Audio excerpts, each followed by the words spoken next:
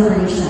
So right now, without further ado, we would like to acknowledge a special group of people. They have stood in as second parents to our lovely couple. I am speaking of none other than the principal sponsors and of course the parents of the bride and of the groom. As I mentioned now, your names, Ninos and Ninas, hopefully you are here. Sana po, tumayo po kayo, kawayan niyo po ang inyong mga fans ngayong gabi para mabigyan po namin kayo ng malakas na palakpak. Let's try that, ladies and gentlemen. Put your hands together and give it up for the principal sponsors for today's wedding.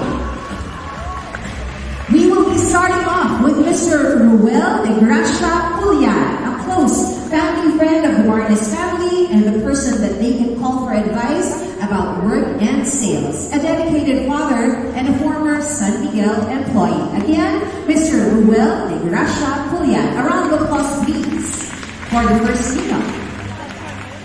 We would also like to acknowledge Attorney Antonio Cablitas and Mrs. Yolanda Cablitas. The bride is forever touched by their kindness and inclusion. These people have shown the bride's family the true meaning of being part of